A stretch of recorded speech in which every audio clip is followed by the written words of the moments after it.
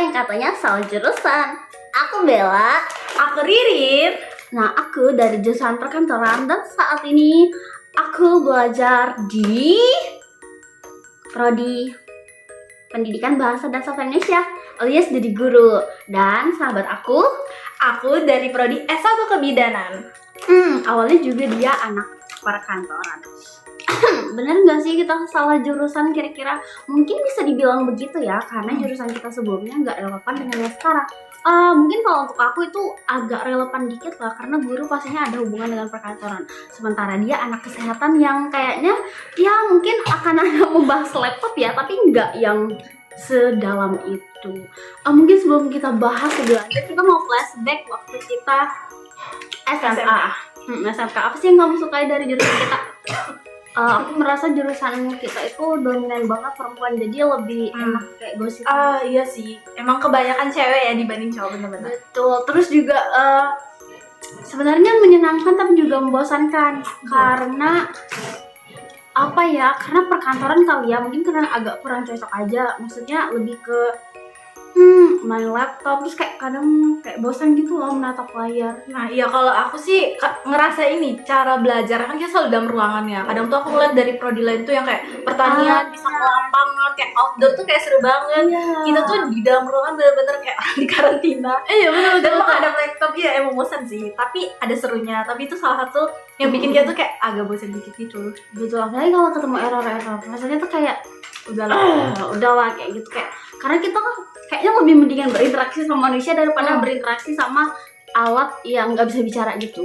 Capek sih ngarin terus. Iya, terus juga kalau ke SMK itu rasanya lebih bebas dan nggak terlalu mikirin ke depannya ya. Bener, Hidup dijalani untuk sehari, prinsipnya gitu. Sekolah, makan, pulang, tidur. bener sekali, kayak have fun banget gitu, kayak masih ya anak-anak remaja, masih remaja sih rasanya. Iya kan. Ya, kayak main-main juga ada. Mungkin part favoritnya tuh bisa nongkrong-nongkrong di kantin. Di SMK itu bentolnya enak. Kamu itu ya? Iya, aku suka sih bentolnya. Kalau aku agak unik nih, jadi part favorit aku waktu di sekolah, jadi aku tuh ada teman satu kelasku kan. Karena aku sama Bella nih, kebetulan dia kakak tingkat aku. Nah, aku punya teman satu kelas, aku paling suka banget kalau misalnya kita gabut atau lagi jam kos, emang udah selesai tugas, kita tuh bakal keliling sekolah gitu, sampai ke prodi lain. Karena emang, kan tadi aku bilang di perkantoran tuh membosankan ya, nggak ada outdoornya gitu, kurang lah pembelajaran outdoor. Jadi, aku tuh sama temanku pakai waktu itu untuk berkeliling. Itu Bener banget, karena SMK kita tuh kebetulan guys kayak luas banget gitu. Nah, rasa itu ada sekitar 5 kilo mungkin kalau misalnya jalan, kalau mengelilingi SMK itu, karena saking besarnya. Terus mungkin lebih malah dia tuh kan di SMK kami tuh ada 3 jurusan kan, perkantoran, pertanian, dan perkebunan. Nah, otomatis yang perkebunan dan pertanian itu kan lahannya luas ya. Jadi kalau kita tuh di perkantoran tuh bosan kalau mau ngeliat yang hijau-hijau, ya kita jalan ke tempatnya mereka. Karena mereka kayak nanam-nanam sayur gitu kan. Sementara kita nggak nanam apa-apa sih, kita nanam laptop aja. Jadi itu, terus juga ada kolam-kolamnya. Memang kalau dari secara pemandangan ya oke sih SMK itu. Karena dia di tempat yang kayak penggunungan dan lembah gitu loh, jadi pemandangannya cantik sih. iya, terus ada sungai jembatan kehidupan kita tuh kayak ya hubung antar pulau. Iya, sampai ada jembatan penghubungnya. Jadi kayak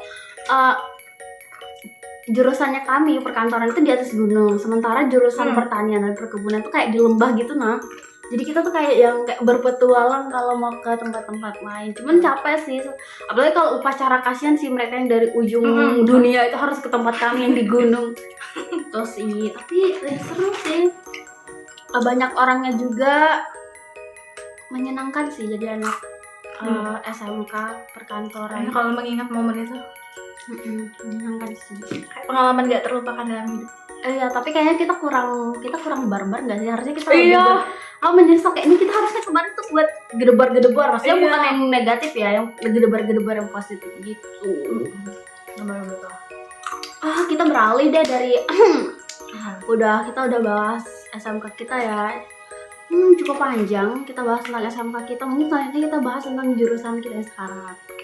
Wow, Kamu ada nggak sih culture shock? Mungkin pertama kali kamu ke Samarinda dan ke jurusanmu itu, kamu kaget nggak sih dengan kok gini ya perkuliahan gitu loh? jujur li pasti ada dong. Kan aku kan background pendidikannya terakhir kan SMK tuh udah terbiasa lah keseharian sama perkantoran gitu, yang kayak kita tuh mainnya di microscope office. Terus kalau di sini kan tiba-tiba ke manusia nih, jadi kita tuh belajarnya karena aku kebidanan dan pelayanan kami tuh ranahnya kepada ibu hamil, terus kayak ke bayi gitu, ke anak-anak, jadi kayak beda banget kan 360 derajat. Terus aku sebenarnya agak ini ya, culture shocknya mungkin beda banget dosen sama guru. Itu sih kemarin tuh yang buat aku kayak ternyata gini ya, kalau misalnya kuliah itu yang selalu dibilang guru aku tuh kayak dosen sama guru itu berbeda gitu. Karena kalau di perkuliahan kan kita kayak dianggap udah dewasa, jadi aku juga belajar ubah sikap aku jangan terlalu kekanak-kanakan juga gitu. Betul-betul betul sih, kalau dari segi sifat tanggung jawabnya dosen sama guru itu beda. Kalau guru mungkin memang harus lebih ditekankan, mereka bisa mendidik kita sikap dan moral. Kalau dosen mungkin bukan di bagian itu ditekankan, karena ya memang lebih percaya kita udah dewasa. Itu sudah poinnya di situ. Jadi memang beda sih. Kalau aku sendiri culture shock, jadi sebenarnya aku kuliah di suatu universitas yang kampusnya itu terbagi menjadi 3 bagian, ya 3 daerah yang berbeda, dan itu tuh jauh jaraknya. Jadi kebetulan aku itu ada di kampus kedua. Oh ya. Cuman ya di kampus kedua ini dekat sama ini sih teman-teman, dekat sama bioskop, jadi kita agak sering nonton. Bagusnya ya mungkin itu. Cuman sekarang kita pindah ke kampus pertama. Di kampus pertama ini lebih banyak orangnya, lebih rame, namanya juga kampus pertama ya, dan lebih macet. Karena culture shock aku selama kuliah tuh kayak ini macet di mana-mana deh. Karena aku lewat kebetulan jalan menuju kampus aku tuh lewat jalan besar, jalan kota. Jadi sebenarnya ada beberapa jalan potong, cuman kalau pagi hari itu karena ada anak-anaknya sekolah juga, tetap akan selalu macet. Jadi kayak kalaupun nggak macet, kendaraannya ramai banget, jadi kita nggak bisa yang kayak cepet-cepet. Jadi kalau ada mata kuliah pagi tuh kita benar-benar nggak bisa yang 10 menit baru OTW gitu kan. Sama ini sih, karena tadi aku sudah mention tentang mata kuliah pagi, itu tuh ada beberapa dosen yang mata kuliahnya pagi tuh, tapi nggak konfirmasi datang atau enggak. Jadi anak-anak ini udah nunggu, kayak disuruh nebak gitu ya. iya kita tuh kayak nggak dikasih kepastian, ini kayak digantung. Kita disuruh nunggu, dan ternyata kita tuh udah kayak nunggu 1 jam, oke lah 1 jam lebih. Oke, masih oke. Barulah tiba-tiba beliau memberi kabar bahwasan beliau tidak masuk. Itu kan kayak sakit hati, kecewa. Relate sih. Apalagi yang rumahnya tuh jauh, karena teman-teman saya tuh rumahnya nggak cuman yang di dekat-dekat sini aja, ada yang kayak dari daerah yang rasanya tuh kalau mau ke kampus tuh 30-40 menit gitu loh. Apalagi kalau pagi kan macet kan, seperti yang sudah saya bilang, itu lebih. Cuman ya itu sedihnya tuh kadang dosen tuh nggak memberi kepastian. Nah kalau guru itu kan, kalau di sekolah pasti masuk nggak masuk bakal ada suatu penugasan, dan kita pasti aman aja, kita akan stay di ruangan itu. Kalau di kampus kan ternyata ruangannya itu dipakai bergantian gitu. Betul. Loh. Karena kalau di sekolah kan ya udah itu ruang kelas gitu, kita yang bakal pakai selama kita berada di kelas itu. Ternyata kalau di kampus tuh bergantian, dan kalau kita nggak keluar ya otomatis dari angkatan lain atau dari kelas lain nggak bisa pakai kaos kita, makanya harus ya kelasnya mobile gitu ya. Sama sih di kampus juga gitu. betul, rata-rata begitu. Mungkin nggak tahu, kayaknya bukan karena kurang fasilitas, tapi mungkin karena sistemnya Emang begitu ya. Iya, mahasiswa banyak, kalau misalnya satu angkatan dibuat satu kelas kayaknya agak terlalu memakan tempat. Kayak bangun kerajaan deh. Kayak bangun kerajaan. Terus ini dia, menurut kamu, kita kan sama-sama dari jurusan yang kurang relevan dengan jurusan kita saat ini. Ada nggak sih manfaatnya? Tadi kan kita sudah membahas karena kita jurusan kita berbeda, kita tuh kayak culture shock di kuliah. Sekarang ada nggak sih manfaatnya dari jurusan kamu yang di SMK dengan jurusan yang kamu tempuh sekarang?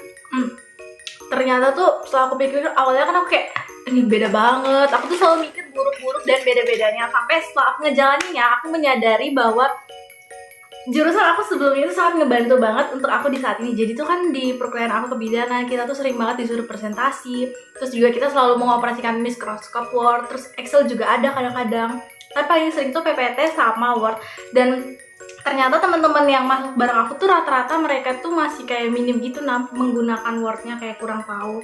Bahkan sesimpel ini ngatur margins-nya gimana, ukuran kertasnya gimana. Dan aku di situ tuh kayak bersyukur banget ya Tuhan, aku tuh percaya ternyata aku tuh meskipun jurusannya sekarang itu nggak relevan sama zaman aku sekolah, tapi ini tuh kita kan mungkin karena sistemnya emang begitu ya. Iya sih. Mahasiswa banyak kalau masuk misalnya satu angkatan dibuat satu kelas kayaknya agak terlalu memakan tempat. Kayak bangun kerajaan deh. Iya, kayak bangun kerajaan. Terus ini dia, menurut kamu kita kan sama-sama dari jurusan yang kurang relevan dengan jurusan kita saat ini. Iya. Ada nggak sih manfaatnya? Tadi kan kita sudah membahas karena kita jurusan kita beda, kita tuh kayak kultur shock di kuliah. Sekarang ada nggak sih manfaatnya dari jurusan kamu yang di SMK dengan jurusan yang kamu tempuh sekarang?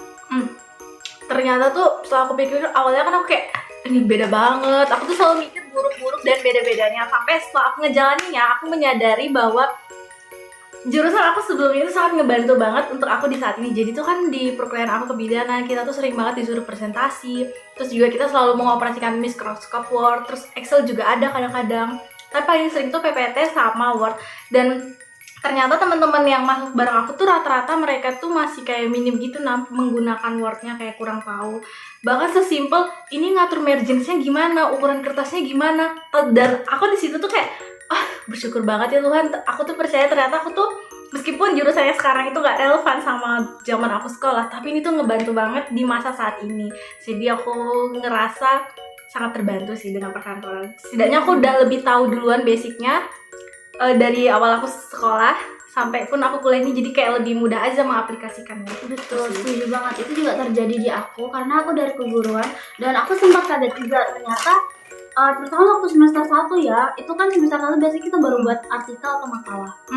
Nah ternyata teman-teman aku tuh buat makalahnya itu yang nggak seperti makalah yang seharusnya, karena mungkin kita dari perkantoran kita kan ada laporan ya, ada laporan di akhir. Di akhir itu yang ngebantu banget ya. Jadi kita tuh benar, kita tuh tahu gimana caranya buat suatu laporan, sistematikanya, ukuran kertas dan font yang dipakai, sampai judul itu ditulisnya gimana. Sementara teman-teman yang ternyata mungkin memang kurang tertarik di bidang itu ya, jadi memang nggak punya basicnya, alhasil ya makalahnya seada-adanya dan itu memang sering banget kena kena evaluasi dari dosen gitu. Masa sih sudah kuliah tapi nggak bisa buat baru sekelas artikel atau makalah gitu. Terus juga aku di keguruan itu kan ada satu mata kuliah korespondensi. Kita kan sudah ketemu tuh SMK ya kan. Jadi aku terbantu banget. Banyak hal juga yang aku sadari, mulai dari karena perkantoran ya, kita sempat magang kan ya di beberapa tempat gitu.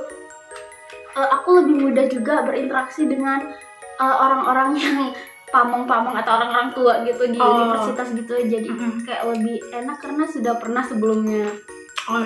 Terus juga karena aku sudah pernah magang, aku rasa aku nggak terlalu takut untuk berinteraksi dengan orang baru. Iya bener sih, ya kan? ngebantu banget selama PKL. Kan kita PKL tuh kurang lebih 6 atau 5 bulanan gitu lah.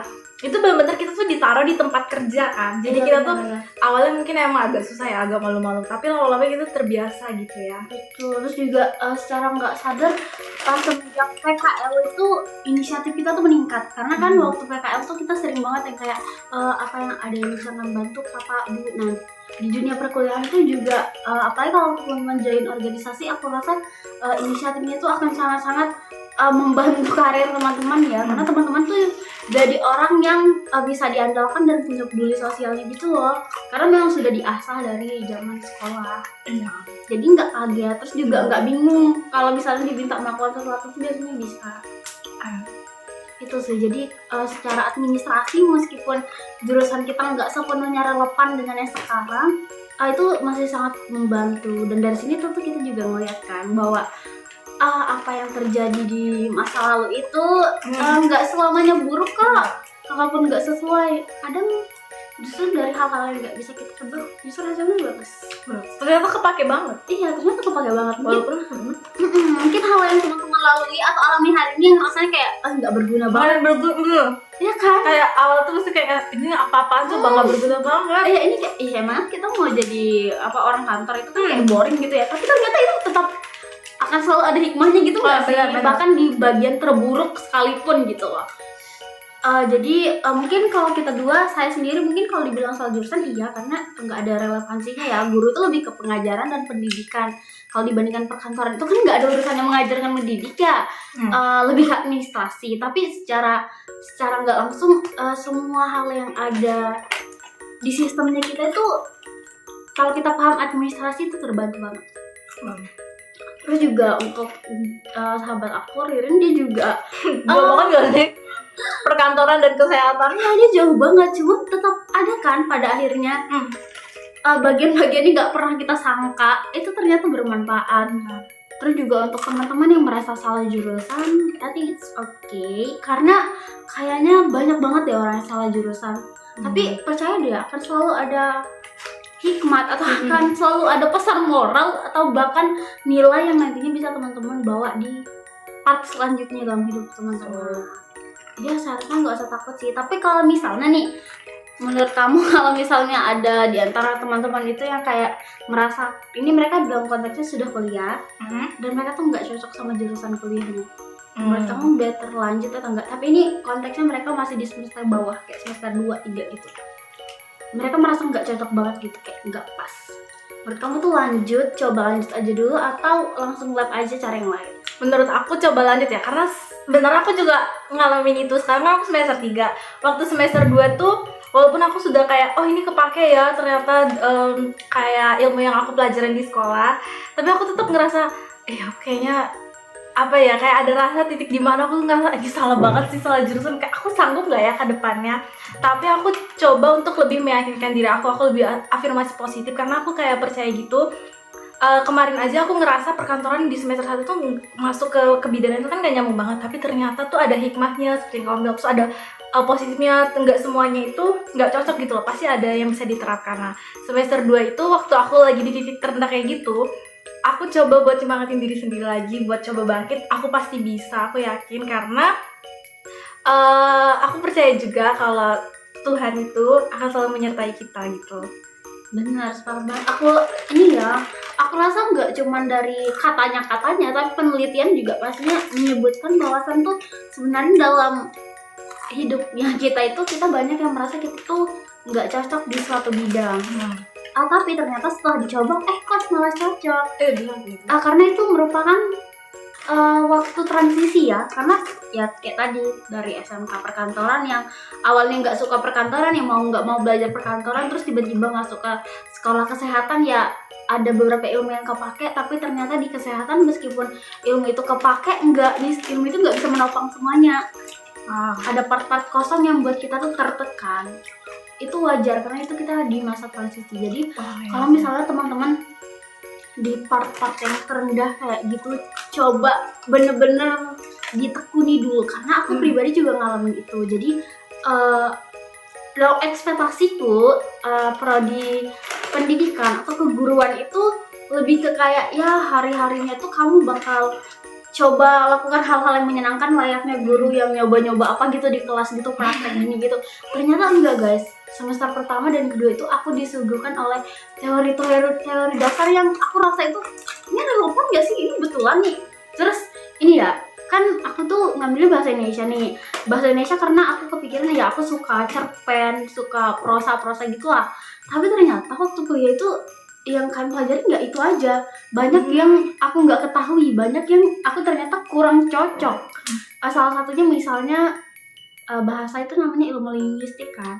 Nah di ilmu linguistik itu dipecah-pecah lagi tuh, kita mulai belajar dari proses pembentukan bahasa guys. Itu kayak ngapain ya, ada morfologi, morfem, mulai dari kata, kalimat, jadi prasa, klausa.